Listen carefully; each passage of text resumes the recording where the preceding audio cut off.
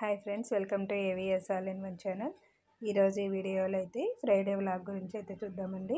Morning tiffin అలానే afternoon లంచ్కి అయితే ఏమేమి ప్రిపేర్ చేసుకున్నామన్నది, హెల్తీగా అలానే ఈజీగా మనమైతే కరివేపాకు చట్నీ ఎలా ప్రిపేర్ చేయాలో అనేది చూద్దాము. అలానే కొత్తిమీర అనేది ఎక్కువ రోజులు స్టోర్ ఉండేలాగా ఫ్రిడ్జ్లో ఎలా స్టోర్ చేసుకోవాలో అన్నది అయితే చూద్దామండి. మార్నింగ్ అయితే నేను ఇక్కడ బ్రూ అయితే కలుపుకుంటున్నానండి. యాక్చువల్గా నిన్నైతే హాలిడే కదా, ఫ్రైడే. సో అందుకనేసి ఇంట్లో వాళ్ళంతా లేట్గా లేచారు. పాలు అనేది ఎక్కువగా కాంచితే మనకైతే టేస్ట్ అనేది పోతుంది, కాఫీ ఫ్లేవరు. అందుకనేసి నేను కాఫీ పౌడర్ సపరేట్గా బ్రూ అయితే కలుపుకున్నాను. మా హస్బెండ్ వాళ్ళంతా లేచిన తర్వాత కొద్దిగా కాఫీ పౌడర్ వేసి సపరేట్గా కాఫీ అయితే చేస్తానండి. ఇక్కడైతే నేను మా సిస్టర్కి అయితే ఆఫీస్ ఉండింది, సో తనకైతే మార్నింగ్ దోశ అయితే వేశాను. ఆఫ్టర్నూన్ లంచ్కి కుక్కర్లో కొద్దిగా రైస్ అయితే పెట్టానండి. సో చూసారు కదా, నిన్నటి వ్లాగ్ చూస్తే నా వీడియోల్లో 30 ఇడ్లీ అయితే చేశానండి. సేమ్ అదే పిండి ఉంటే నేను దోసగా కూడా వేసుకోవచ్చు. చాలా క్రిస్పీగా అలానే టేస్టీగా ఉంటాయండి. అదే ఇడ్లీ పిండితో మనము దోశ అలానే ఇడ్లీ కూడా రెండు వేసుకోవచ్చండి. సో ఈ దోశ కాంబినేషన్గా నేనైతే కరివేపాకు చట్నీ అయితే చేస్తున్నాను. ముందుగా వేరుశనగుళ్ళు అయితే వేయించుకోవాలండి. ఇక్కడ కరివేపాకు అనేది చాలా హెల్తీ, హెయిర్ గ్రోత్కి అలానే హిమోగ్లోబిన్ ఇంప్రూవ్ అయ్యడానికి ఆడవాళ్ళకైతే చాలా మంచిది. అలానే ప్రెగ్నెన్సీ లేడీస్, పిల్లలు అనేవాళ్ళు సపరేట్గా తీసి పెడతారు కదా, ఇలా చట్నీ చేసుకున్నాం అనుకోండి, వాళ్ళైతే సపరేట్గా కరివేపాకు డివైడ్ చేసే అయ్యేలేదు. టేస్టీగా కూడా ఉంటుందండి. అట్లీస్ట్ వీక్లీ 2 టైమ్స్ అయినా చేసుకోవచ్చు. పొడిగా కూడా చేసుకొని పెట్టుకున్నా కూడా మనము సాంబార్లో కలుపుకోవచ్చండి. కారానికి సరిపడా ఎండుమిర్చి అలానే కరివేపాకు వేసి వేయించుకోవాలి. కావాలన్న వాళ్ళు గ్రీన్ చిల్లీ కూడా యాడ్ చేసుకోవచ్చండి. ముందుగా వేరుశెనగ గుళ్ళు అయితే పొట్టు తీసి పక్క పెట్టుకోవాలి. సో అది మిక్సీ జార్లో వేసుకొని కొద్దిగా చింతపండు, వెల్లుల్లి, ఆనియన్ కూడా తీసుకోవాలండి. రుచికి సరిపడా సాల్ట్ వేసుకొని ముందుగా వేయించుకున్న కరివేపాకు అలానే ఎండుమిర్చి కూడా వేసుకొని మిక్సీ జార్లో జస్ట్ ఒక పిడికిడంతా శనగపప్పు వేసి మిక్సీ జార్లో స్మూత్గా రుబ్బుకోవాలండి. లాస్ట్లో అయితే కొద్దిగా చింతపులుసు అయితే వేసుకోవాలి.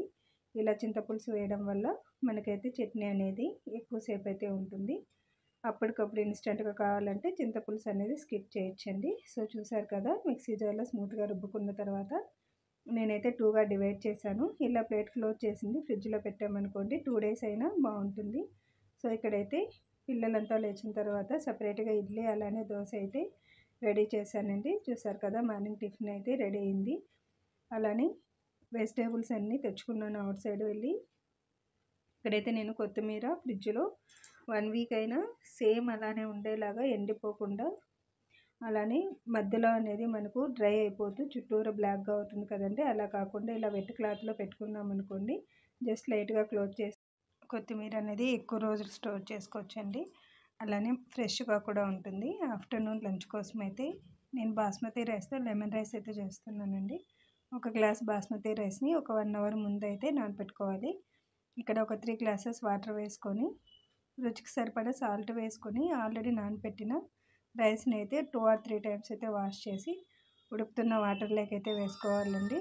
ఇలా వేసుకోవడం వల్ల మనకైతే రైస్ అనేది తొందరగా ఉడుకుతుంది.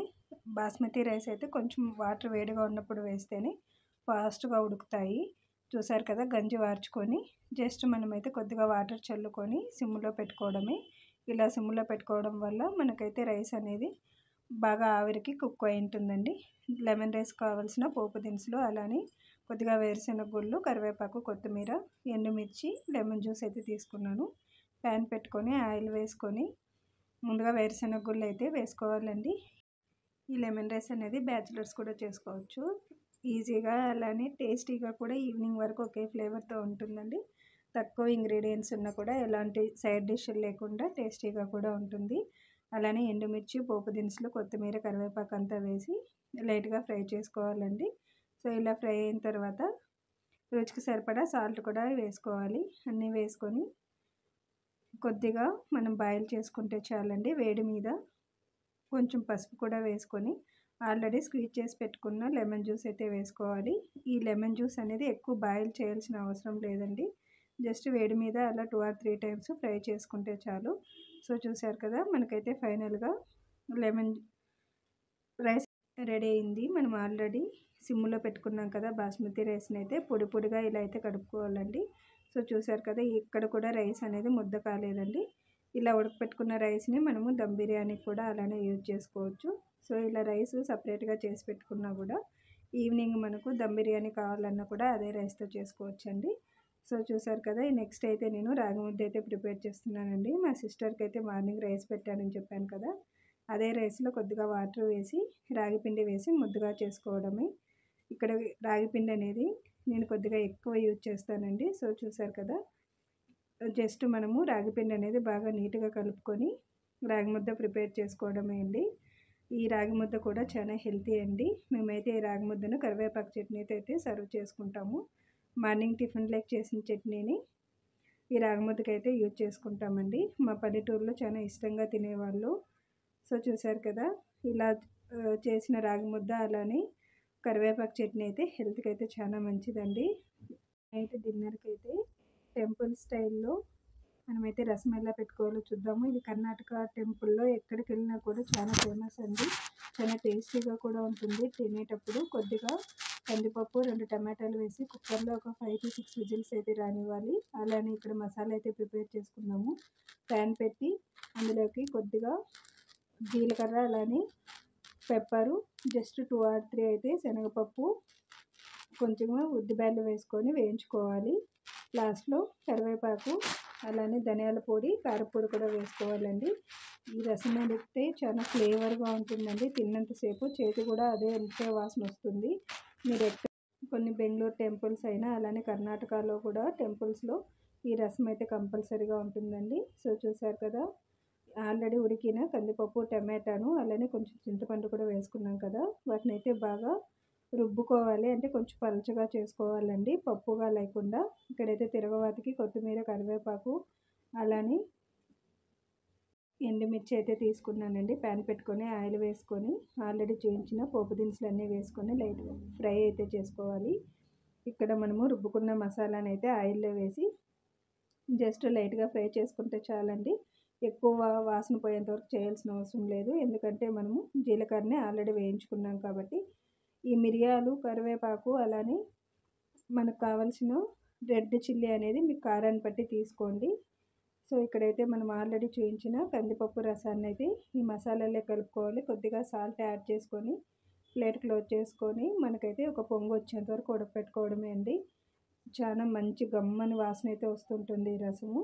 అప్పటికప్పుడు ప్రిపేర్ చేసుకుంటాం కాబట్టి మసాలా అనేది చాలా టేస్టీగా కూడా ఉంటుందండి. లాస్ట్లో కొద్దిగా బెల్లం యాడ్ చేసుకోవాలి. మేమైతే పొటాటో చిప్స్తో అయితే సర్వ్ చేసుకున్నామండి.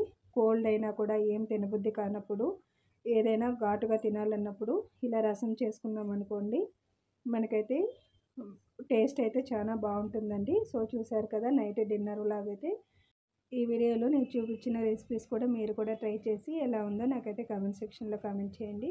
ఈ వీడియోని అయితే మీ ఫ్రెండ్స్ అండ్ ఫ్యామిలీ మెంబర్స్కి అయితే షేర్ చేయండి.